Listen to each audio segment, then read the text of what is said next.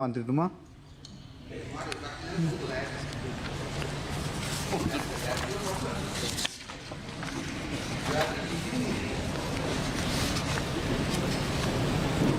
රටේ විදුලි නිෂ්පාදනයේ අතිශය වැදගත් බලාගාරයක් වන නොරොච්චෝලේ ලක්විජය ගල්ලංගුරු බලාගාරයට ගල්ලංගුරු සැපීම සම්බන්ධයෙන් පවතින ටෙන්ඩර් ක්‍රියාවලියේ අසාර්ථකත්වය හා විනිවිද භාවයෙන් තොර තීරණ ගැනීම පිළිබඳව අද රට පුරාවටම මහජන අවධානයක් යොමු වෙලා තිබෙනවා.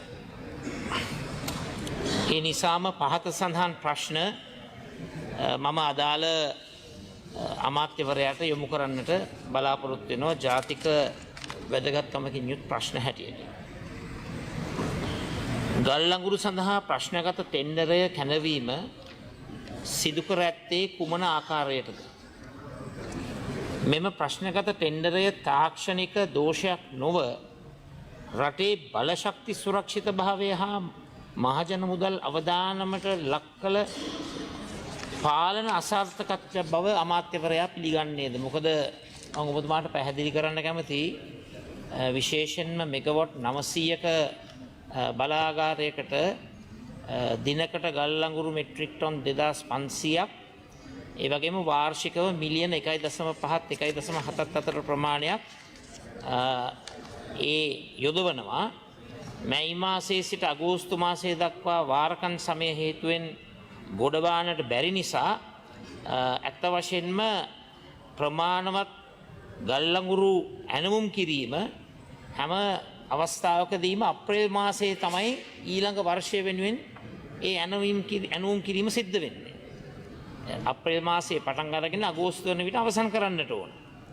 හැබැයි මේ වැඩපිළිවෙලෙන් බැහැර වෙලා විශේෂයෙන්ම රජය මේ ටෙන්ඩර් එක කැඳවන්නේ අගෝස්තු මාසයේ. මේ පිළිබඳව පැහැදිලි කිරීමක් මම බලාපොරොත්තු වෙනවා. ගරු විපක්ෂනායකතුමා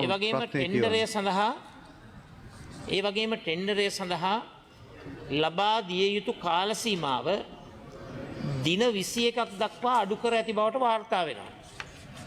ඇත්ත වශයෙන්ම සාමාන්‍යයෙන් ටෙන්ඩරයකට දින 42ක් ලබා දෙනවා. අහන්න කැමති මේක දින 21ක් දක්වා අඩු කරේ කාගේ අනුමැතියක් යටතේද?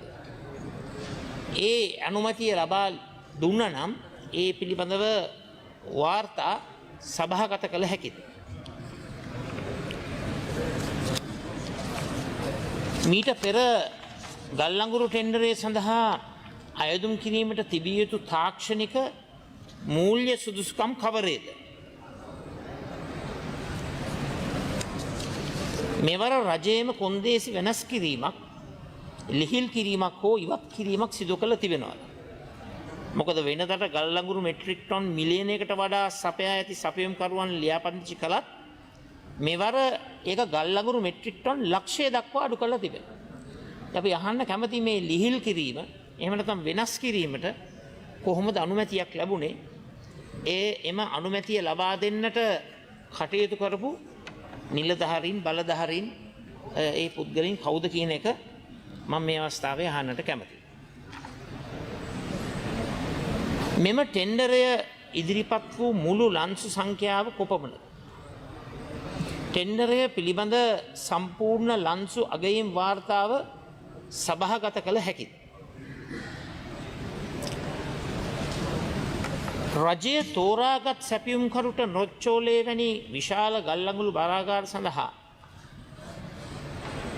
පෙර සැපියුම් අත්දැකීම් තිබුණේ.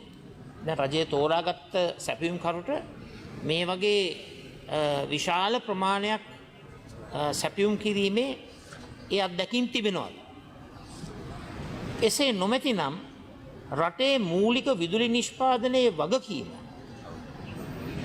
එවැනි නුසුදුසු සමාගමකට ලබා දුන්නේ ඇයි කියන එක අපි මේ අවස්ථාවේදී අහන්නට කැමතියි.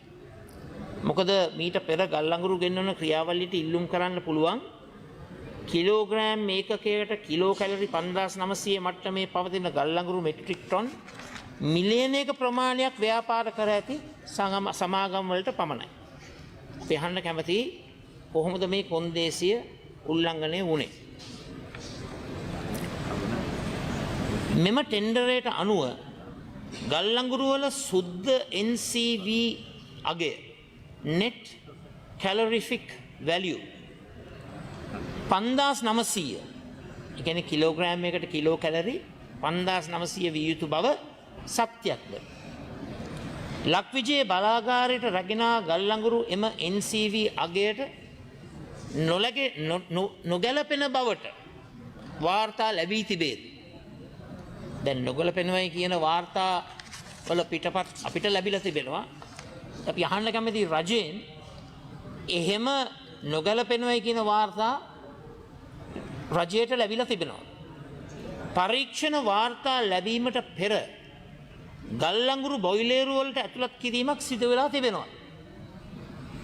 තවත් අපිට අහන්නට ලැබිලා තිබෙනවා මේ වාර්තා ලැබෙන්නට පෙර කඩිමුඩියේම මේ ආනයනය කරපු ගල්ලංගුරු බොයිලේරු වලට ඇතුල් කරලා තිබෙනවායි කියලා. ඒක සත්‍යයක්ද? ඊට අනුමැතිය ලබා දුන්නේ කවුද? කුමන පදනමක් හෝ නීතියක් යටතේද ලබා දුන්නේ කියන එක මේ අවස්ථාවේදී අපි අහන්නට කැමතියි. ගල්ලංගුරු සාම්පල් ඉන්දියාවට හෝ වෙනත් රටකට පරීක්ෂාව සඳහා යවා තිබේද? යවා තිබෙනවා නම් ඒ කවදාද? මේ පරීක්ෂණ වාර්තා මේ වන විට ලැබී තිබේද? ඒවා ලැබිලා තිබෙනවා නම් ඒවා සභාගත කරන්නේද?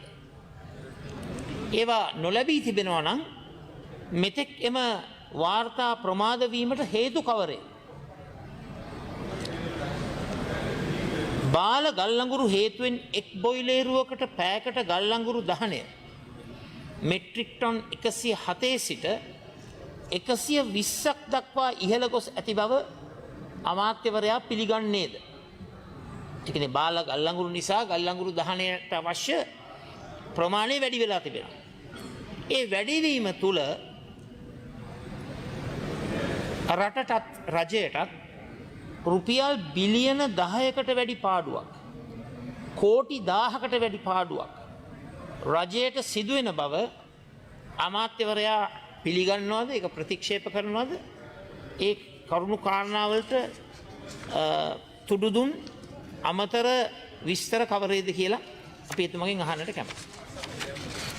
මෙම අතිරේක ගල්ලංගුරු දහනය හේතුවෙන් වසර පුරා අවශ්‍ය ගල්ලංගුරු තොග කලින් අවසන් වීමේ අවදානමක් පවතින බව අමාත්‍යවරයා පිළිගන්නේද? බාල ගල්ලංගුරු භාවිතය හේතුවෙන් බොයිලේරු වලට හානි, කාර්යක්ෂමතාවය පහළ යෑම, බලාගාර ආයු කාලය අඩුවීම පිළිබඳව යම්කිසි අවදානම් අගයීමක් සිදු කර තිබේ. මේ ප්‍රශ්නයට පිළිතුරක් අපි බලාපොරොත්තු වෙනවා.